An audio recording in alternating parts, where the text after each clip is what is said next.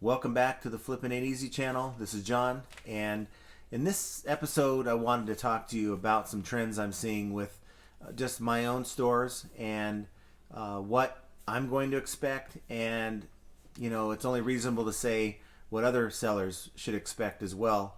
So without any further ado, let's go.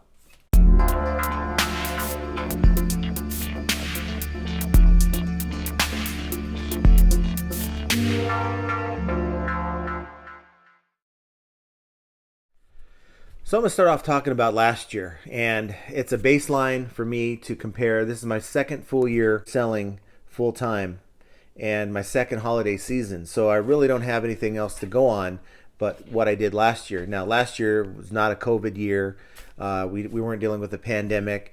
It was a little different situation in that my sourcing was a little bit different. I was sourcing with direct liquidation last year when they actually had good pallets to source from, and this year it's mostly from liquidation.com and a couple other places, but mostly liquidation.com that I've dealt with. And so my sourcing has been different, and so it's sort of like comparing apples to oranges in a way, but it's all I have to go by. I still did this full time last year. And I went on and I checked. I ran some of the reports. You can go into your seller hub.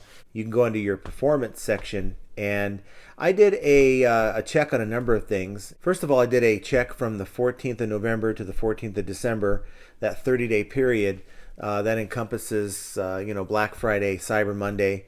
And I wanted to get an idea of my sales this year versus last year. And so last year I made about almost $15,000 in sales, and this year it's down by almost a third.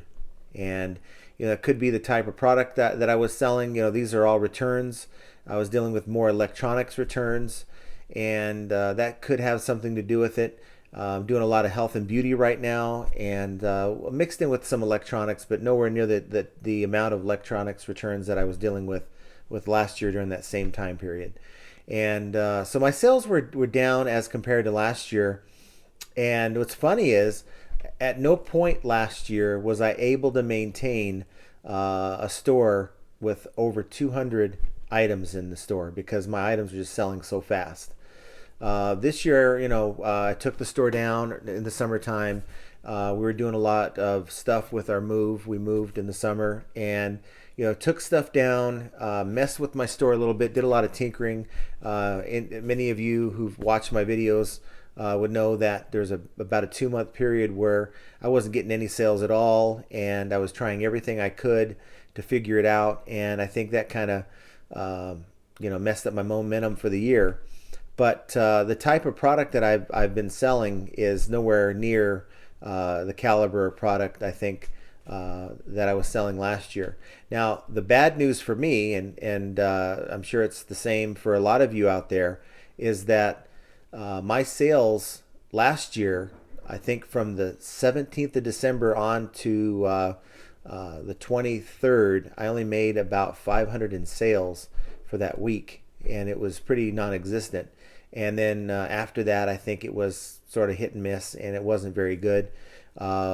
Sales didn't really start picking up for me until about the 3rd or 4th of January, and then they started to normalize a bit. And then that was the time that I was driving back and forth every week to California from Las Vegas, because my father was in the hospital, and we were visiting him every weekend, and it was taking time away from my ability to list and to really maintain my store. So that one's going to be hard when I get to next year's numbers to kind of get an idea of how I was doing then as compared to now. But to me, more importantly, it's the holiday season. And I think it's important for you as a seller to go on and check some of your stats, compare them to last year's numbers if you sold last year. And you really want to improve on it. In 2020, I think all of us can agree, was a pretty garbage year. And, we want to do over. And hopefully 2021 is going to do a little bit better. Maybe it's one of those years you kind of toss out the results and just write it off as a bad year and just kind of move on. I think I learned that while the need items are certainly what gets you consistent sales, that there's that period from about the middle part of November to the middle part of December where you really need to focus on trying to get a lot of the want items that people want for Christmas. I think the next day or two are going to be really the last of the major sales. And then after about the 17th, 18th of December, most people are going to realize they're not going to be able to get the items that they're looking for by Christmas.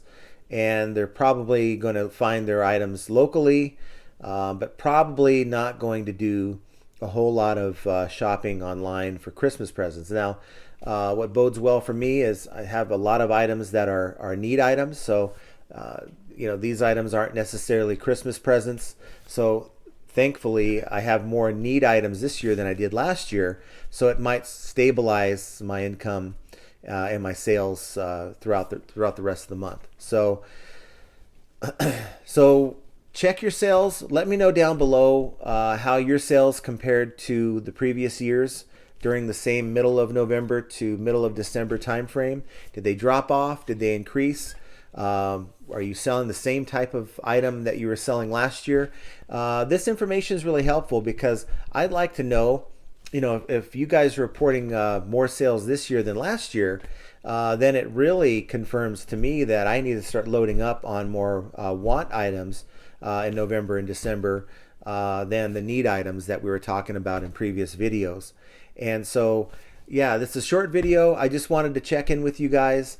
Been doing a lot of reorganization again in my garage. Was going to, and maybe I'll do this on the next video, so to show you, I'm really dealing with about 40 boxes of various clothing items that we're going through and sorting right now, and should have that done here. And it's a 2 or 3 day job really, but just to sort it out by all these returns. You have summer clothing, you have winter clothing, that type of thing. And we're trying to get the winter clothing up sooner than the summer clothing. We can wait till the spring to start selling that stuff. And so it's just a lot of work.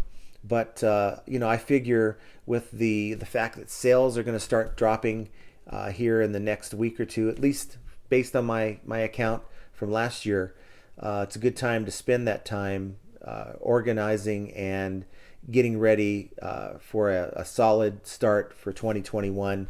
And these are kind of things that you have to worry about and think about as well. Once you transition from the holiday season, what are some things you're going to do to improve your store next year to start off in 2021? Guys, let's make 2021 a lot better year than 2020. I think all of us can agree on that. Guys, get out there, keep listing. I'm going to continue to list as well.